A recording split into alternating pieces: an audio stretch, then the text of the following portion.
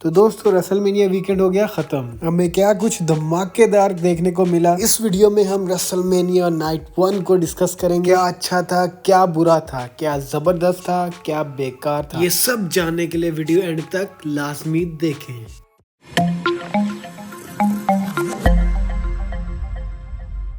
वैसे तो crazy wrestling fans ने मेरी तरह बेसब्रे होकर नाइट 1 देख ली होगी, और जिन्होंने नहीं देखी उनके लिए हम क्विक रिकैप कर लेते हैं।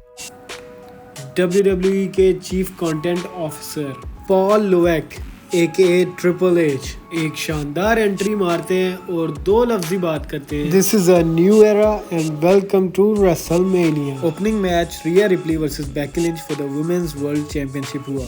बेकी लिंच ने 102 बुखार होने के बावजूद ये मैच कंप्लीट किया। ये 18 मिनट का मैच बिना वॉचेस के एक सॉलिड मैच था। Being a champion Riya replay को काफी स्ट्रॉन्ग दिखाया गया, और जैसे हमने पहले से प्रेडिक्ट किया था, कुछ पावरफुल मूव्स के बाद रिया रिप्ली ये मैच जीतने में कामयाब हुई, जो वो डिजर्व भी करती थी, क्योंकि आफ्टर ऑल बेकी लिंच एक एस्टैब्लिश्ड स्टार है और इस विन का ज्यादा फायदा रिया रिप्ली के कैरियर को होगा। अगला मैच लैडर मैच था for the undisputed WWE tag team titles के लिए। ये तो भाई पूरा इंसानों का सैलाब था इस टाइम, क्योंकि 6 बेस्ट टीम्स WWE की एक साथ compete कर रही थी, यानी कि 12 लोग एक टाइम में रिंग के अंदर लैडर पकड़ रहे थे, बेल्ट पकड़ रहे थे और एक दूसरे को मार धाड़ कर रहे थे। ग्रेसन वॉलर और ऑस्टिन थ्री ने सबको चकमा देके फटाफट WWE SmackDown tag team championships जीत ली। लेकिन कहानी यहाँ खत्म नहीं होती, क्योंकि WWE Raw tag team titles अभी भी डिसाइड करना बाकी था कि कौन उनका चैंपियन बने। इस मैच में काफी ऑसम मूव्स देखने को मिले, हाई रिस्क मूव्स देखने को मिले। हमने यहाँ पे टेबल्स टूटते हुए देखी, लैडर्स टूटते हुए देखी, और finally for the first time ever R-Truth अपने कैरियर में रेसलमेनिया में मैच जीत पाए। High intensity drama quick pace match था ये, और awesome Truth were declared the new Raw tag team champions. Next है Rey Mysterio and Andrade versus Dominik Mysterio and Santos Escobar. वैसे तो ये मैच रेसलमेनिया के बहुत करीब जाकर बना, और एंड्राडे की वेरी लास्ट मिनट इस मैच में एंट्री हुई, लेकिन इस मैच को काफी महीनों पहले से बिल्डअप किया जा रहा था। इनफैक्ट जैसे लास्ट ईयर फादर वर्सेस सन यानी Rey Mysterio versus Dominik Mysterio दिखाया, उसी की कंटिन्यूएशन के अंदर पूरे साल के बाद ये बिल्डअप बनाया गया, और उसको मजीद तड़का लगाने के लिए लूचा रेसलिंग के बड़े बड़े नाम शामिल किए गए।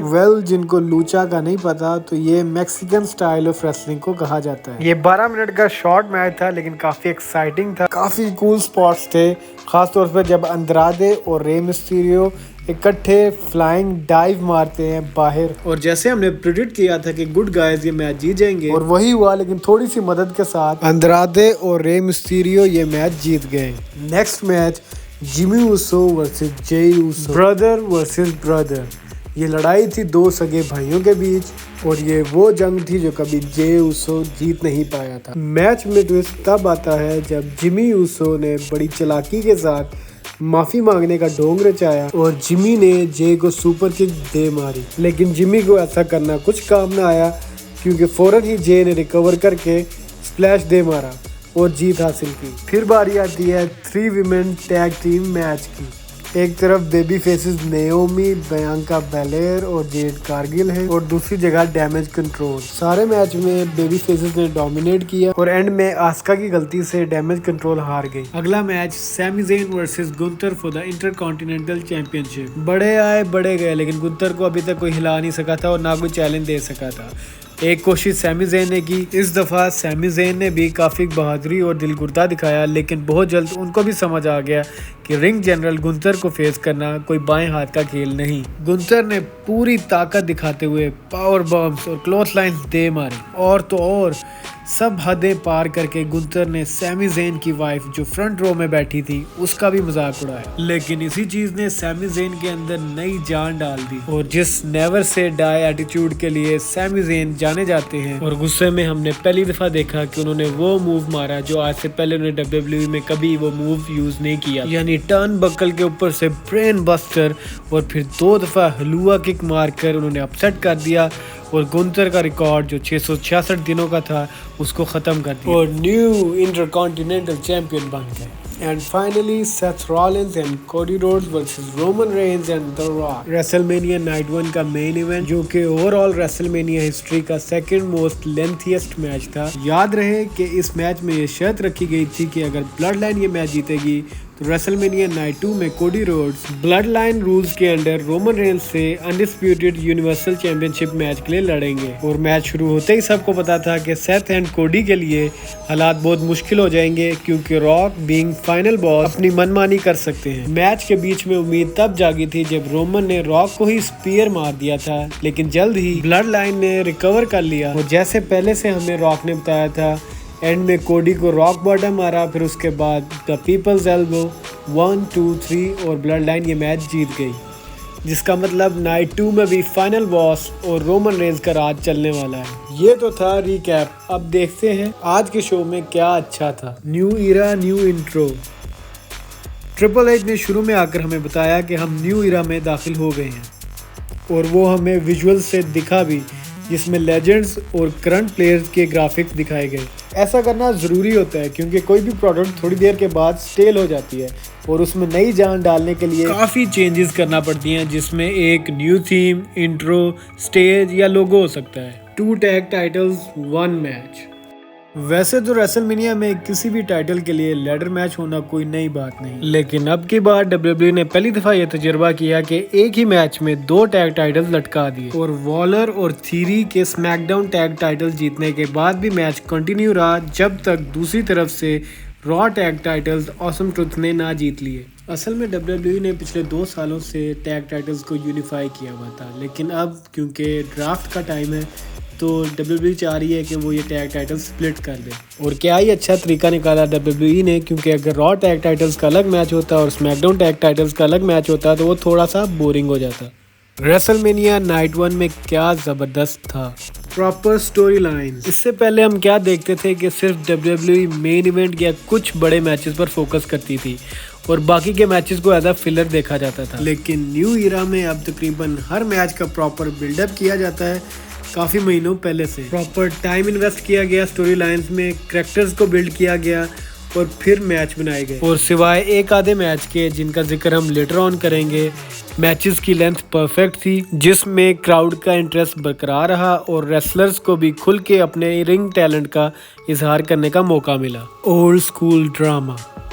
वैसे तो रेसलमेनिया साल का सबसे बड़ा इवेंट होता है और इसमें यूजुअली जितने फ्यूड्स होते हैं वो अपने एंड पे यानी कि इख्तिताम पर आते हैं, और लोग भी एक्सपेक्ट कर रहे होते हैं कि जो भी जीते मैच वो फेयर एंड स्क्वायर जीते, लड़ के जीते, ना कि किसी चीटिंग के साथ या इंटरफेरेंस के साथ। लेकिन कभी कभार बड़ी पिक्चर दिखाने के लिए चीटिंग और अनफेयर तरीके से विलन्स को जिताना पड़ता है ताकि स्टोरी कंटिन्यू की जा सके, और ये एटीट्यूड एरा यानी ओल्ड रेसलिंग में बहुत आम था और काफ़ी सक्सेसफुल भी। और यहाँ द रॉक का अथॉरिटी फिगर होकर अपनी मर्जियाँ करना और रूल्स को ब्रेक करना काफ़ी कूल था, क्योंकि ये मैच फाइनल बैटल का हिस्सा है जो कल कोडी रोड्स और रोमन रेंस के बीच होना था। So hats off to WWE मजीद ड्रामा और मसाला और सस्पेंस बरकरार रखने के लिए। द रॉक का रिंग के अंदर परफॉर्म करना, यार इस बंदे की फिजिक देखो, ये 51 इयर्स का कहीं से नहीं लगता। और ये बात भी ध्यान में रहे कि रॉक पहली दफ़ा 11 साल के अंदर प्रॉपर मैच खेल रहे थे और बिल्कुल भी रिंग रस्टनेस दिखाई नहीं दी। फिल्म के अंदर परफॉर्म करना और रेसलिंग मैच प्रॉपर खेलना बड़ा फ़र्क है।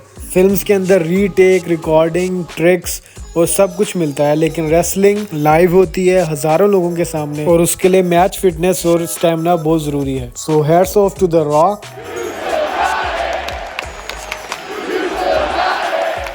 और जहाँ पे द रॉक को क्रेडिट दिया जाता है, वहीं पे WWE को भी क्रेडिट देना चाहिए कि उन्होंने बड़ा स्मार्टली द रॉक को यूज किया। अब बारी आती है नाइट 1 में क्या बुरा था। द ऊसोस मैच, 2 भाइयों की जंग पिछले 8 महीने से हाइप क्रिएट की हुई थी और इस राइवलरी को बहुत बड़ा करके पोर्ट्रे किया गया, लेकिन खोदा पहाड़ और निकला चूहा। पहले तो मैच की टाइम ड्यूरेशन सिर्फ 10 मिनट थी और उसमें भी जिमी ऊसो बुरे तरीके से एक्सपोज हो गए। जे ऊसो काफी हद तक अपने आप को सिंगल स्टार एस्टेब्लिश करने में कामयाब हो गए, लेकिन जिमी ऊसो के लिए यही मौका था अपने आप को एक सिंगल स्टार एस्टेब्लिश करने के लिए। बहुत ही लैकलस्टर परफॉर्मेंस, और जैसे मैंने पहले बताया कि एक स्टोरी मैच से पहले दिखाई जाती है मैच को बिल्डअप करने के लिए, और एक स्टोरी मैच के अंदर दिखाई जाती है। तभी जाकर एक आम मैच क्लासिक मैच बनता है, लेकिन 10 मिनट बहुत थोड़े हैं एक मैच को क्लासिक कहने के लिए। हाँ, मैच थोड़ा इंटरेस्टिंग हो जाता अगर WWE रिकीशी जो इनके फादर हैं उनको भी इस मैच के अंदर किसी न किसी रोल में ऐड कर लेते। 6 विमेन टैग मैच,